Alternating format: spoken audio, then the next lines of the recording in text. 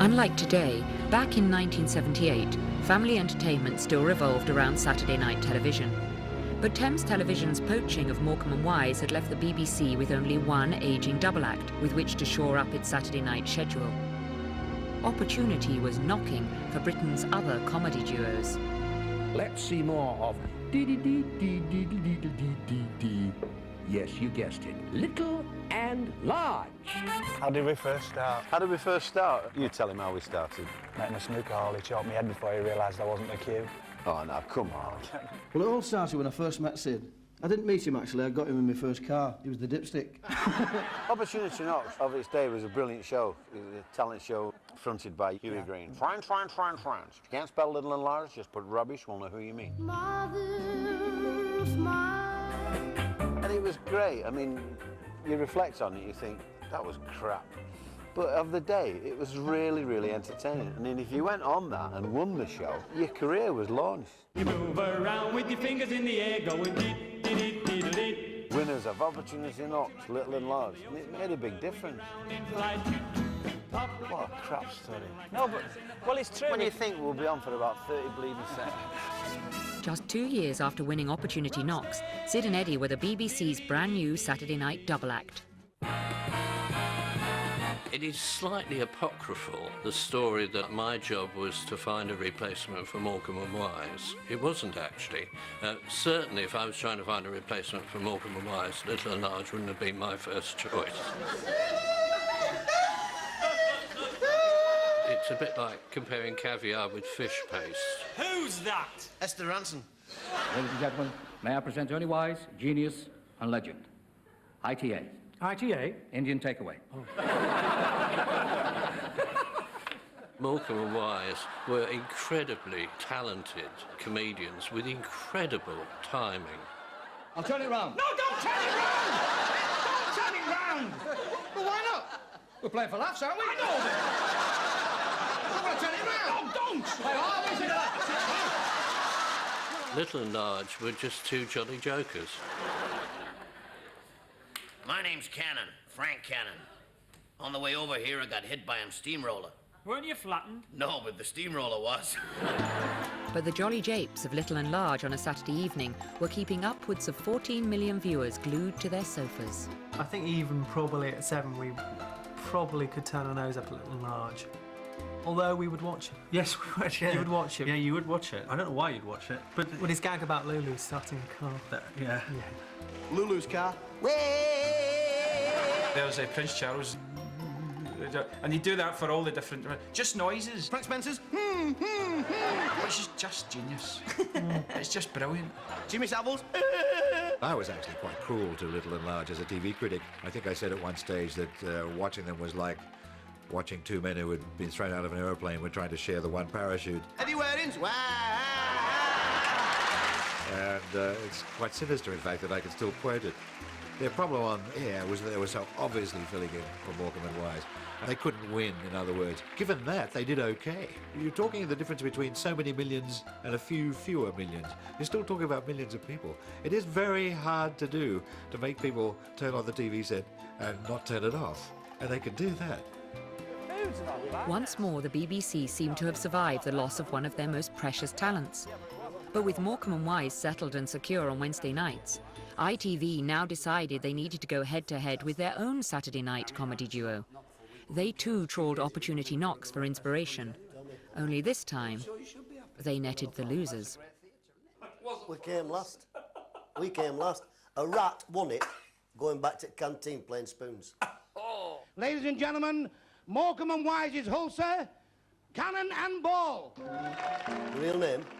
Well, I'm called Robert Harper. And I'm called Thomas Derbyshire. We couldn't be called that for the act because Harper and Derbyshire sounds like opticians, so we changed it to Cannon and Ball. But we had many names, me and Tom, because the act was that bad. In the early doors, we had to keep changing our name every 2 weeks, so nobody found out it was us. You don't realise I used to be an opera singer and I'm waiting to sing. Oh, rock on, Tom, you weren't opera singer. You weren't opera singer. Tommy and Bobby were a stage theatre double act. Give over, Tommy. Listen, I was. Basic rhythm of the act is Tommy's trying to do something sensible and Bobby completely mucks it up, but you forgive him because you love him. Tommy! I do not believe you. I know it's cheesy and I know it's old hat, but you watch them and Tommy says to Bobby, that's it, I've had enough. Go. Get off. See you then, Tommy. All right. And the whole place, he's got the place in the palm of his hand. I'll see you around. See you then, Tommy. OK, I'll see you around. Because they were actually a much better double act than they were ever given credit for. What are you doing? It's locked. Tommy was a great straight man, and in my honest opinion, Bobby Ball was one of the funniest comics we've ever had working in this country. I know what most of you are thinking. You're thinking, I'll see you, Tommy, then. People like Little and Large, Cannon and Ball, they're very much part of a musical tradition of being pleasant, cheeky, mildly amusing, people that the whole family could sort of enjoy. Maybe no one really enjoyed them hugely, but the point was that no one was really offended or bored. Everyone was being lightly amused. Indeed, British television used to have entire departments called light entertainment. Rather curious phrase, doesn't really give one huge confidence in the enjoyment that one's about to have.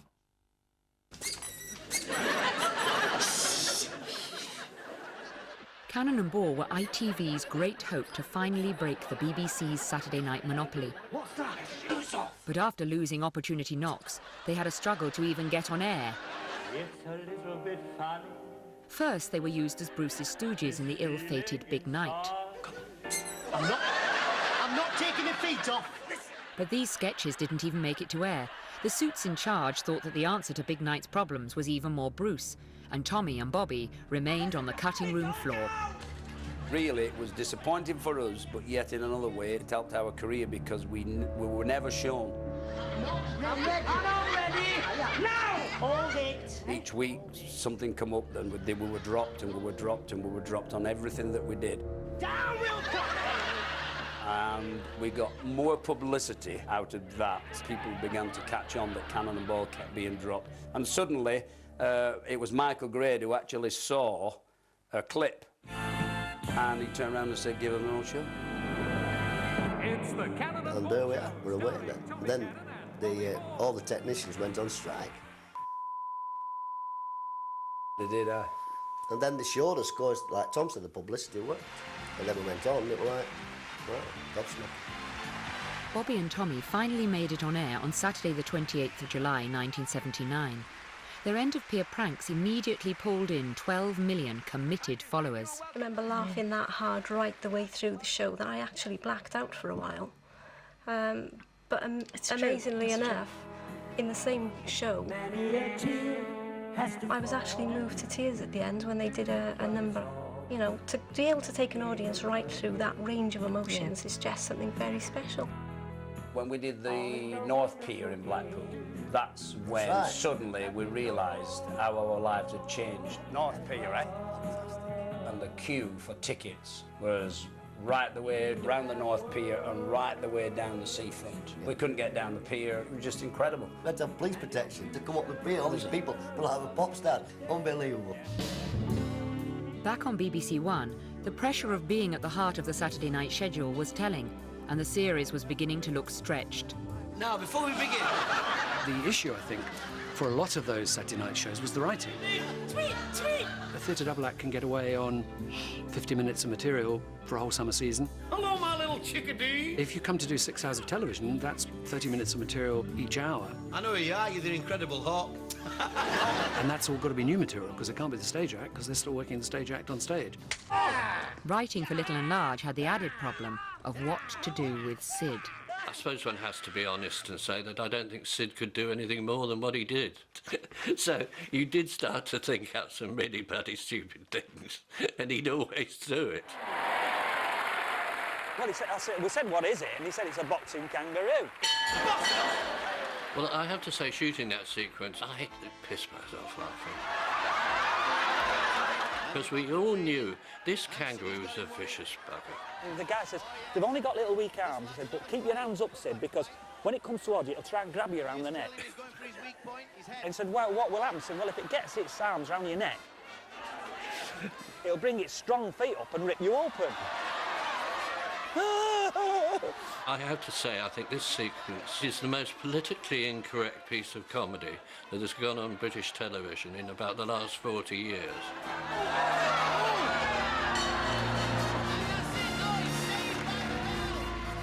Sid and Eddie had a bigger problem. The audience for politically incorrect comedy was being challenged. British society was undergoing a period of dramatic change. I know full well the responsibilities that await me as I enter the door of number 10. Whether you supported her policies or not, Mrs. Thatcher was probably the most polarising politician of this century. You couldn't not have a view about Thatcher and her government and her administration and their policies. And if you were young and even modestly working class or low middle class, your view was probably going to be negative. I mean, you can't have somebody going to war, imposing very controversial taxes, making significant changes to the workplace and so on, without people wanting to comment on that. And so you were always going to have jokes about Thatcher and her government and her policies. A new post-punk generation had grown up and were no longer happy with the traditional Saturday night fare that Gran and Little Sister had lapped up. The nuclear family was being split apart as the young demanded alternative forms of entertainment. In 1982, with the birth of Channel 4, there was a new station competing for the Saturday night audience. They set about targeting the young.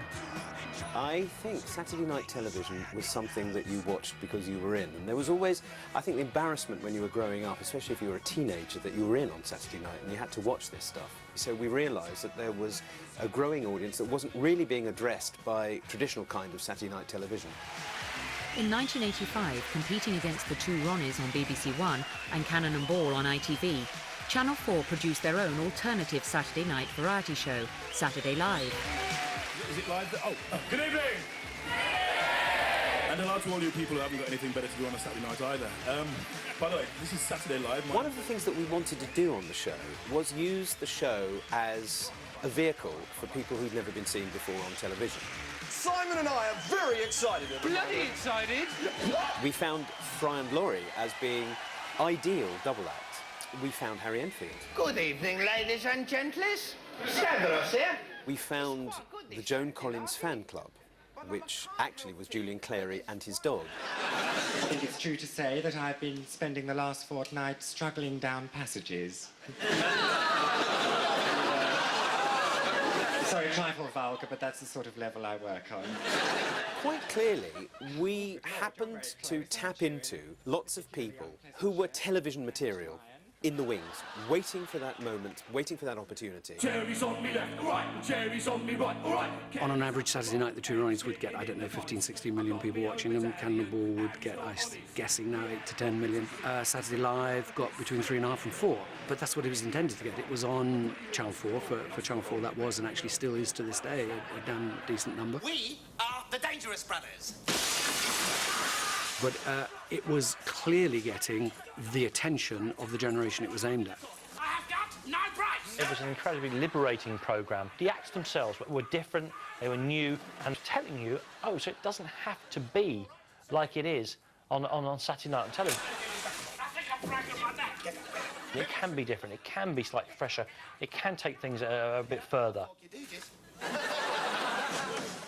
The old Saturday night entertainers were under attack, and the rebels' geeky leader was Ben Elton.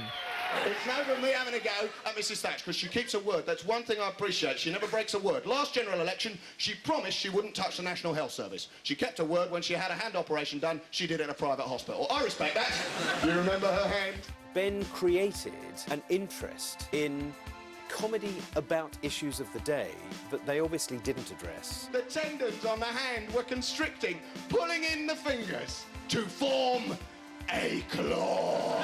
And it made their material look very, very out of date. First the claw, then the horns, then the fork. Suddenly, you know, you've got the opportunity of watching Ben Elton in that ridiculous jacket slagging off Thatcher, or you could watch Cannon and Ball. Well, actually, if you're in your early 20s, there's not much of a choice, really. Two blokes standing there in dinner jackets cracking jokes didn't seem real anymore, didn't seem relevant. So the style petered out. Saturday Live was fantastic. Moved things on, did become talk about TV, and did contribute, along with a whole wave of political correctness, to some of the things that became frowned upon. A little too po-facedly, in my view. Political comment masquerading as comedy had always been there, but it started taking over in the mainstream. Still quite puzzled as to how it did so, because quite a lot of it wasn't very funny. That's all I've got to say on that. Most of those guys don't make me laugh at all, but But then how often did I laugh at their predecessors?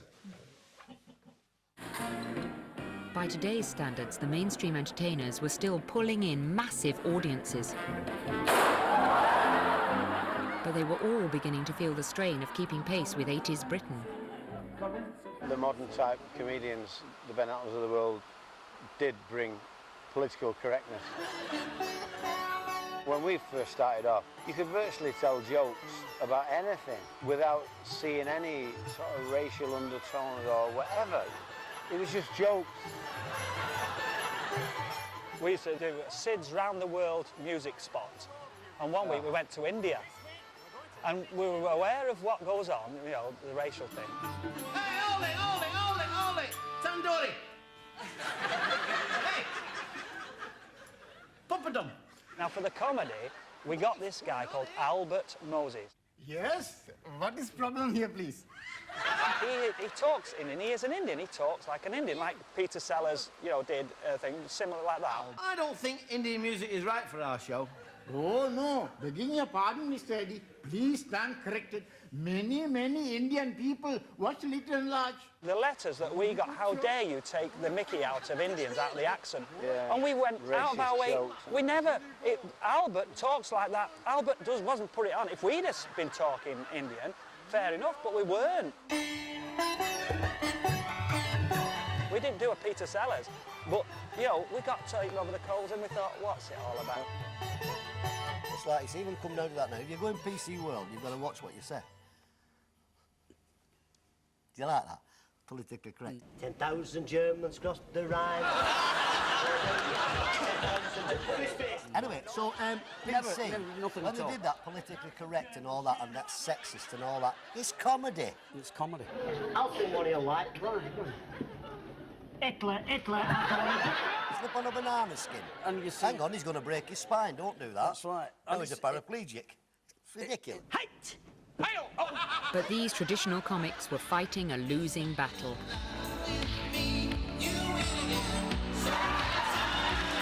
There is something dishonest about all this nostalgia for Saturday night in the good old days, so it'll never be like it was. No, it will never be like it was, believe me.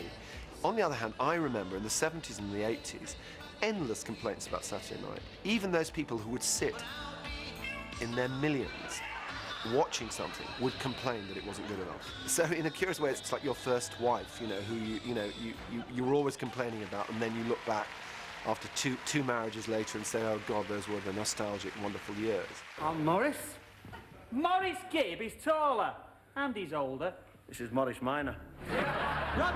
After a productive 14-year union, Little and Large were unceremoniously kicked out of the BBC's bed. I think people in show business do think that they'll go on forever. Everyone thinks like that. Even Cliff Richard. I mean, he won't last. But, no, the end of the series. Oh, the end of the series, I don't actually remember anyone saying, this is your last show. No, do you? no, I don't.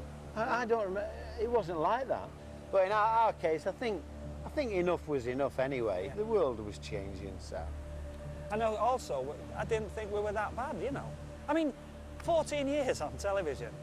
You must have been doing something right. Many a tear has to fall. We didn't think for 1 minute. How can you think for 1 minute when you get in between 16 and 17 million viewers on a Saturday night that suddenly they're going to turn around and say, we don't want to change? So you go, oh, OK. So there doesn't seem to be any sense to that.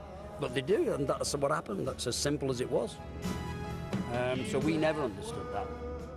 I think it can be a scary place to be, the middle of a schedule on BBC One or ITV, because people get tired of you. And that's why, in a way, those kind of entertainers, they get their share of fame and success and, you know, money.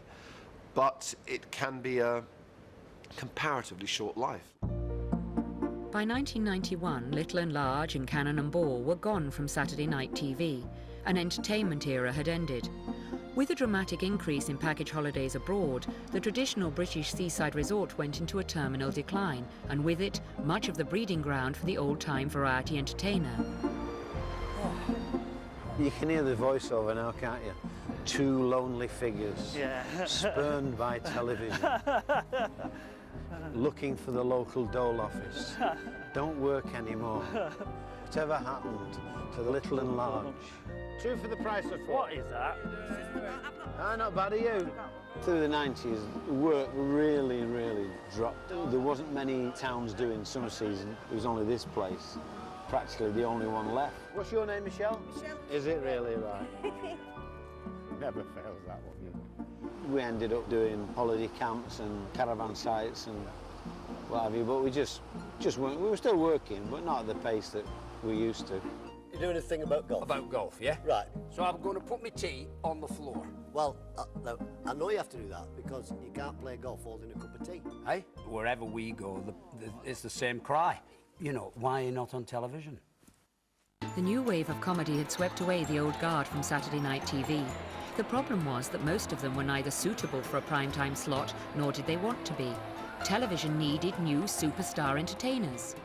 Coming up, the two evil geniuses who fought each other for the right to make the audience the entertainment. We had a job to do on Saturday nights. We had to try and beat ITV.